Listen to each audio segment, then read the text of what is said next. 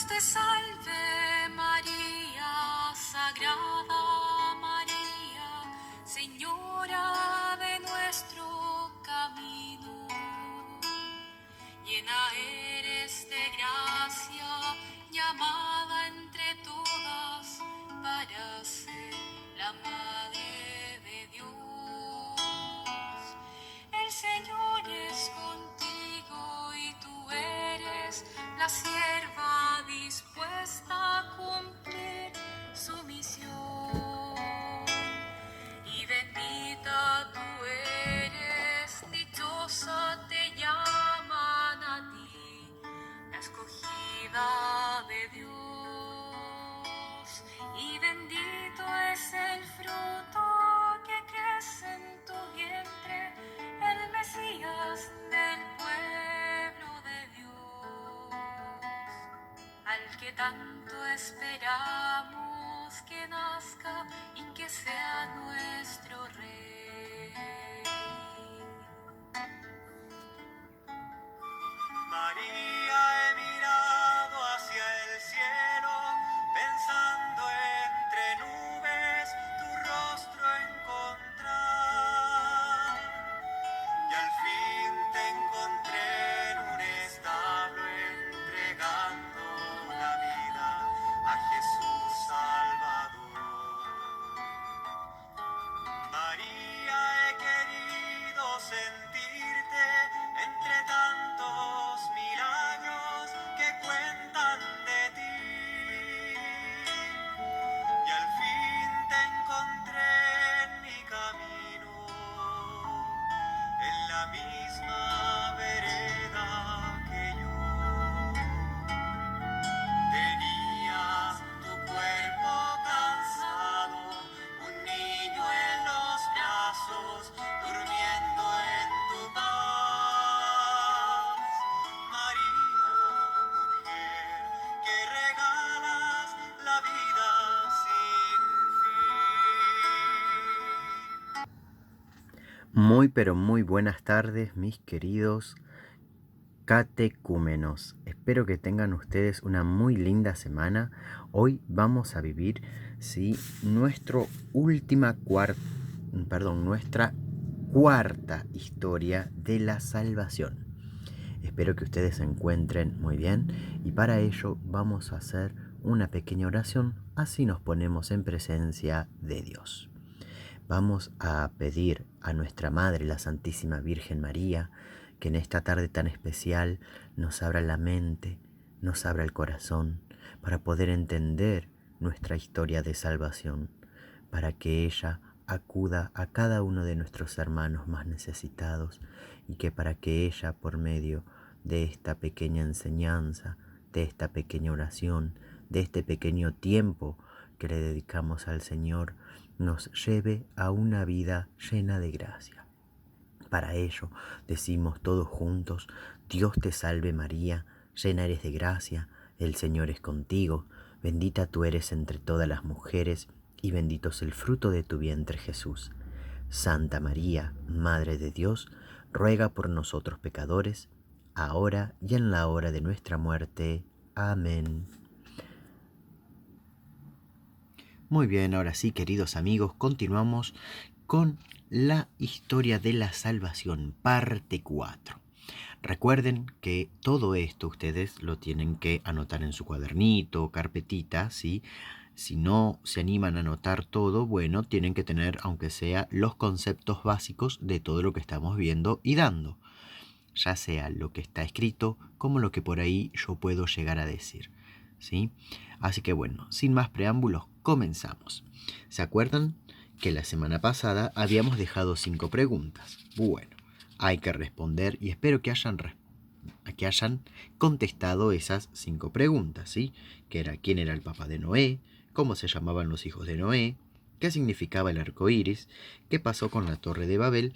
¿Y quién es el papá de Abraham? Muy bien, en base a esto de Abraham tenemos lo siguiente. Abraham, sí, vivió 175 años. Fue un patriarca. ¿Saben lo que es un patriarca?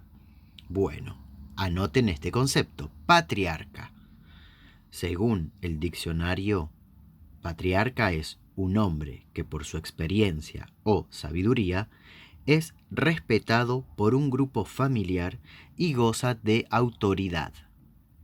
Para nosotros la iglesia, patriarca, es un jefe o cabeza de una numerosa familia o descendencia. Estos son los más conocidos para el pueblo hebreo y para el pueblo cristiano: Abraham, Isaac y Jacob. Ahora sí, Abraham fue un gran patriarca y realizó una alianza con Dios. Esto lo vamos a leer en Génesis capítulo 17 y capítulo 18, versículo 1 al 15. Esto es lo que ustedes tienen que leer. Abraham tuvo un hijo que se llamó Ismael, hijo de Abraham y la sirvienta egipcia llamada Agar. Esta historia la tienen en Génesis capítulo 16, versículo 1 al 16.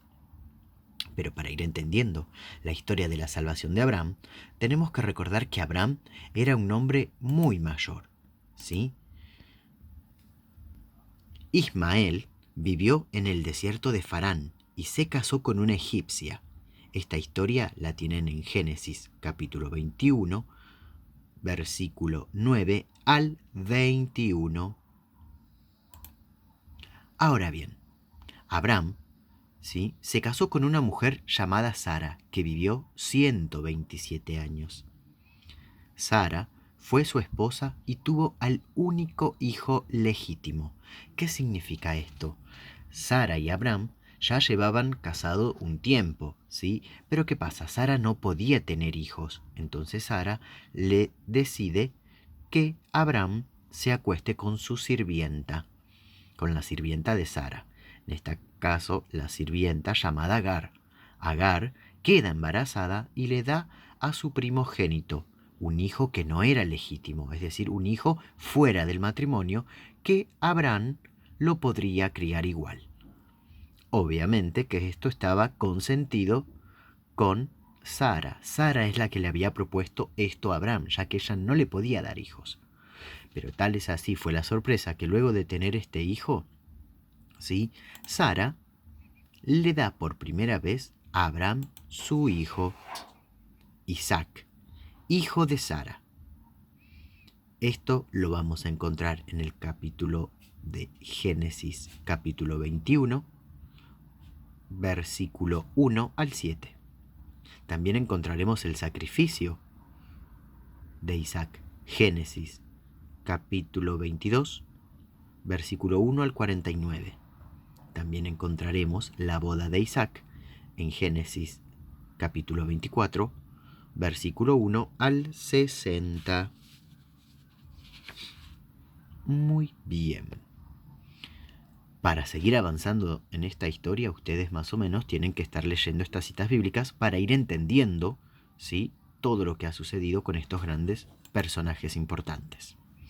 A continuación, nos dedicaremos a la descendencia pura y exclusivamente del hijo legítimo de Abraham, su único y gran hijo llamado Isaac.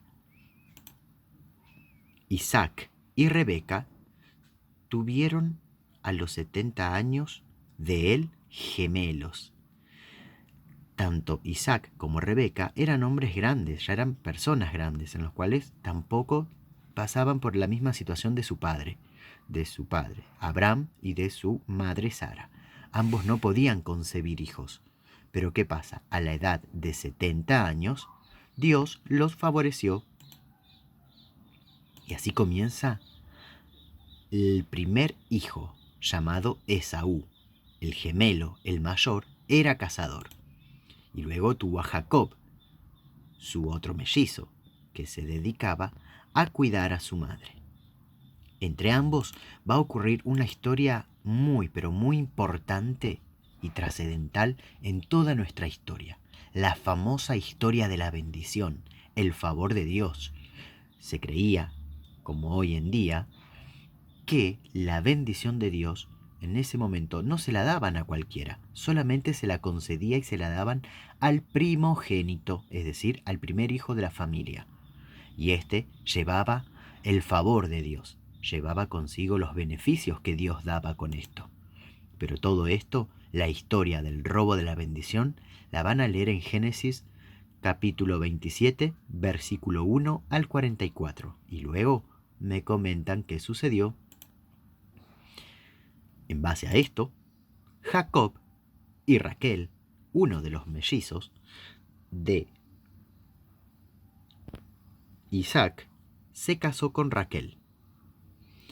Se casaron y tienen 13 hijos, que solamente 12 serán las tribus de Israel. Y ahora vamos a ver cómo puede ser que hayan tenido tantos hijos. ¡Wow! Era muy común también, como también es muy común lo que van a ver. Esta es la descendencia de Jacob. Rubén, hijo de Lía. Dan y Neftali, hijos de Bala, sirvienta de Raquel. Simeón, Leví, Judá, Dina, Isaacar, Zabulón, Gad, Aser, eran hijos de Lía, la sirvienta de Raquel. Luego viene José y por último, su último hijo y más pequeñito, Benjamín, que son los hijos del matrimonio con su esposa Raquel. Como bien les decía, las mujeres en ese entonces, ¿sí?, las grandes esposas de los patriarcas, tenían algo muy en común, que la gran mayoría les costaba tener hijos, y han tenido hijos de grande. Por ende, ellas como mujeres y jefas de la familia decidían optar por que sus esposos, ¿sí?, se acuesten con una criada y solamente servían las criadas para darles hijos y seguir sirviéndolas. Si bien estos patriarcas tuvieron estos hijos fuera del matrimonio, los amaron y los quisieron siempre. La única gran diferencia era que sus verdaderos hijos legítimos y dueños de todo lo que poseían y tenían, inclusive de la bendición, solamente favorecía la bendición a los hijos legítimos del matrimonio, como en este caso fue José. Y acá nace José, el famoso intérprete de los sueños que seguramente lo han visto. Él fue vendido por sus 11 hermanos. Esto lo encontramos en Génesis capítulo 37, versículo 23 al 36. Lo encontramos a José como mayordomo de Potifar. En Génesis capítulo 39, versículo 1 al 23. Encontramos cómo José interpreta sueños. Esto lo encontramos en Génesis 40 y capítulo 41. Y el encuentro con sus hermanos, al fin, el encuentro con sus hermanos. Esto es Génesis capítulo 42, 43, 44 y 45. Hay que leer todos esos capítulos completitos. Una vez que hayamos leído todo esto, vamos a seguir entendiendo más esta gran historia de José y el intérprete de sueños. José se casa con una mujer egipcia y tuvo 2 hijos. José, sí chicos, el famoso José. El famoso José, entre paréntesis ustedes ven que se llama Safnat Paneah. Así se lo conoce a José en Egipto. José se vuelve prácticamente un egipcio, sin, obviamente, perder sus costumbres heredadas por su papá, Jacob. José, ya estando en Egipto, se casa con esta mujer egipcia llamada Asenit. Y tienen un hijo al quien llaman Namasés y tiene otro hijo llamado Efraín. José ocupaba un puesto muy importante en el imperio egipcio. Acá empieza una gran y hermosa historia, y felizmente historia, de Jacob y su familia. Jacob y su familia, es decir, Jacob y los 2 hermanos que se encontraban en Canaán, ¿sí?, vienen a la ciudad de Egipto, a esa gran ciudad donde se establecen muchísimo tiempo. Tiempo después, y tras el olvido y respeto de los antiguos faraones a favor del pueblo de Jacob, los toman como esclavos, y acá comienza una historia bastante complicadita. Ustedes fíjense en cómo esto fue más o menos dándose. ¿Por qué? Y acá comienza el gran inicio de por qué los israelitas se encontraban bajo la esclavitud del faraón en Egipto, en los tiempos de Moisés. Que eso se dará en el próximo encuentro. Hasta acá nos quedamos hoy con esta charla. Pero no sin antes informarle algo muy, pero muy importante, que es lo que vamos a ver. Esto igualmente, yo se los pasaré bien por celular para que ustedes más o menos vean. Acá, estos son las famosas 12 tribus de Israel, los que luego marcharán a la famosa tierra prometida, pero son los que estaban ya medianamente dando orígenes en Egipto. Y les voy a ir leyendo un poquito. En esta parte dice, las 12 tribus de Israel. Las 12 tribus que se establecieron en la tierra prometida reclamaban su descendencia y territorios de la bendición de Jacob. Esto está en Génesis 49. En el antiguo Oriente Medio, las últimas palabras de un padre eran consideradas su testamento.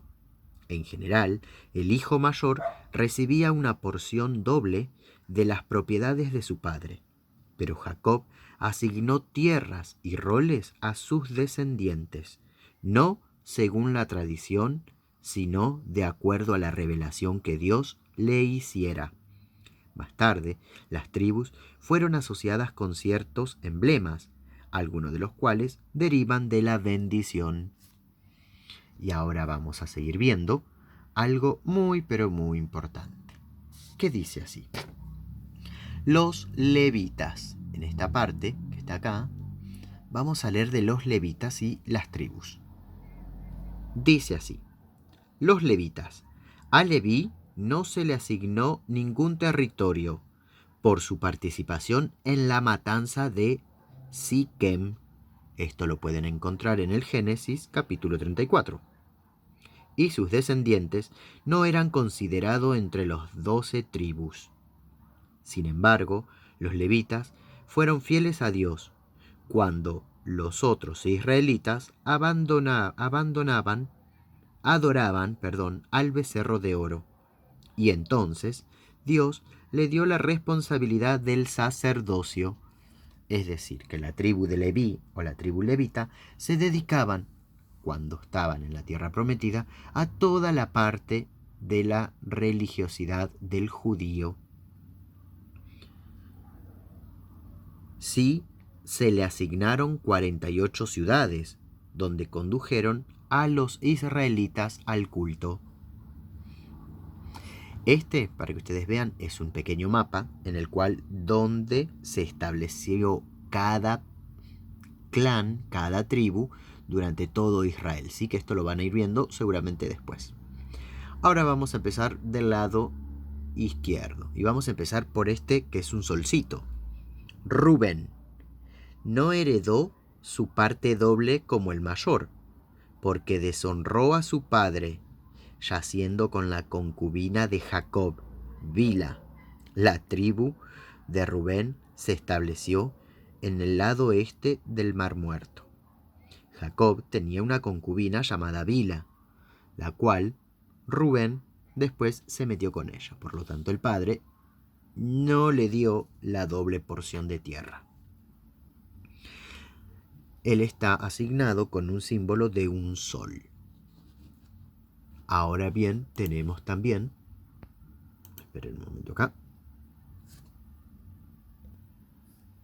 Muy bien, perdón, tuvimos un pequeño problemita. Ahora también vamos a continuar con, después de Rubén, viene Simeón. Simeón es este que está acá, que figura que es como una vasija y un sable. Simeón, junto con Leví, habían matado a todos los varones de Siquem, porque su hermana Dina fue violada por el hijo del gobernador de la ciudad. Jacob condenó esta matanza y no dio tierra alguna a Simeón ni a Leví. La tribu de Simeón se esparció por el territorio de Judá. Ahora vamos a Judá, que es este gran león, ¿sí? Vamos a leer Judá. Judá dice lo siguiente. Judá se volvió la tribu más importante. Jacob llamó a Judá cachorro de león. La tribu se estableció en la región montañosa del sur. El rey David descendía de Judá. En la revelación, Jesús, quien era de la línea de David, es llamado el león de la tribu de Judá. Así es. Ahora continuamos con Zebulón, que está acá abajo.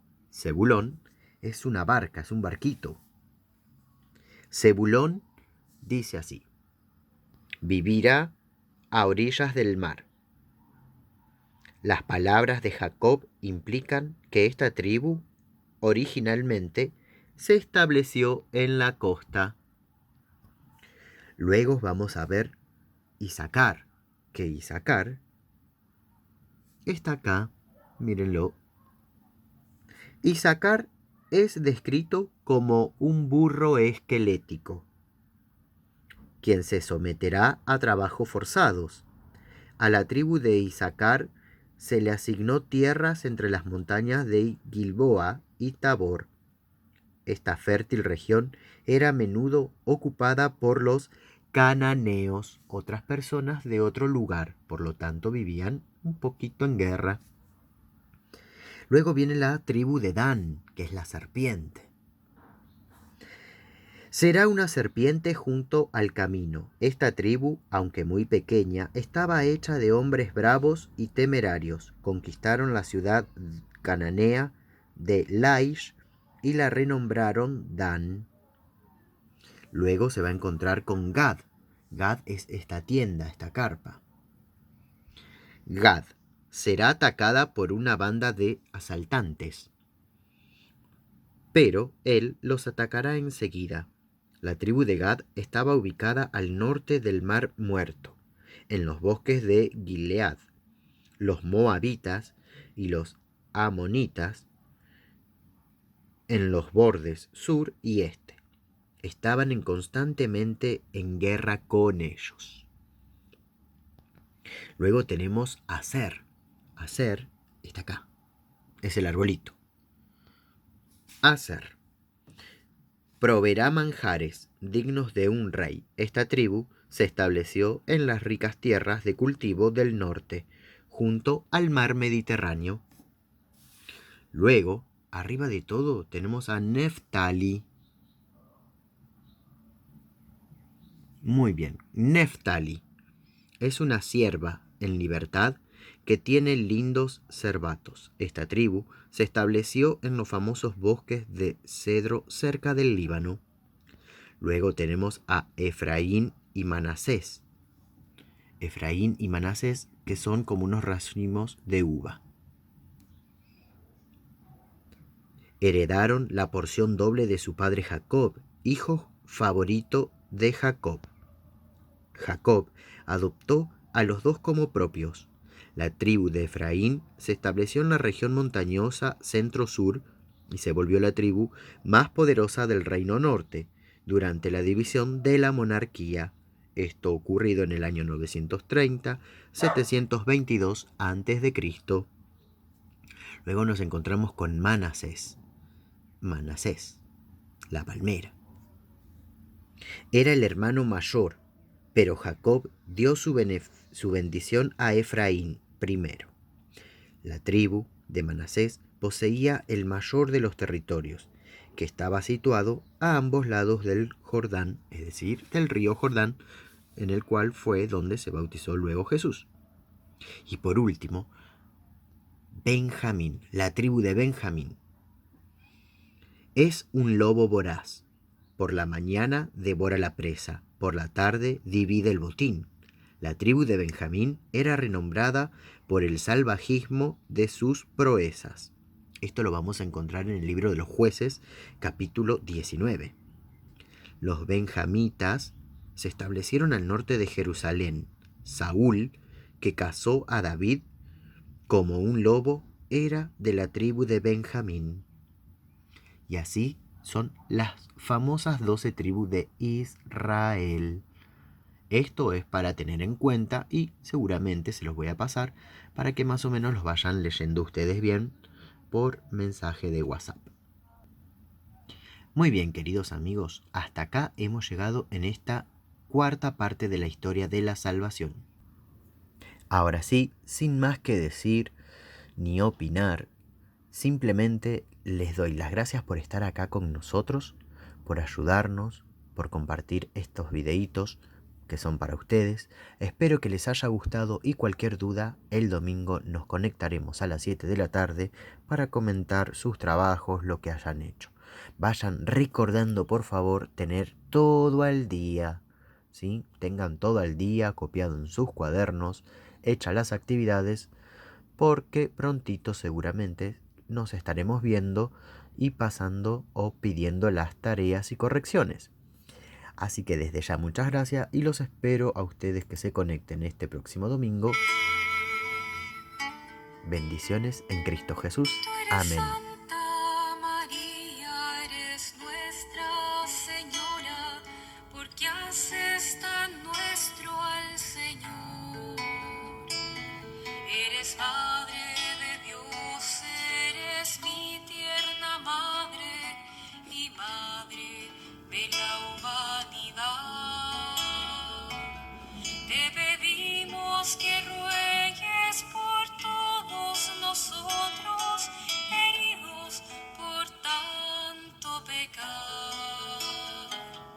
Desde hoy hasta el día final de este peregrinar.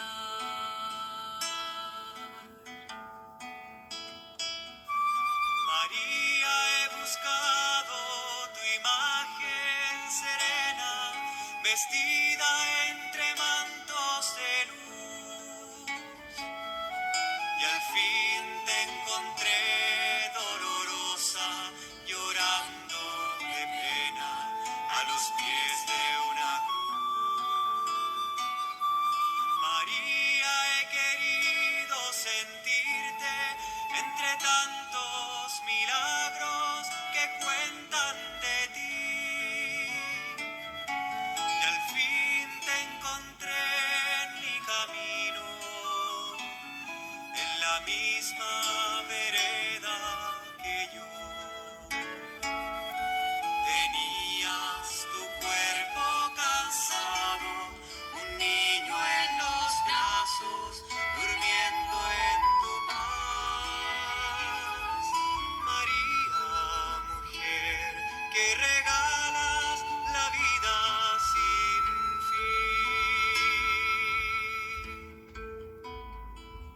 Dios te salve, María, Sagrada María, Señora de nuestro camino.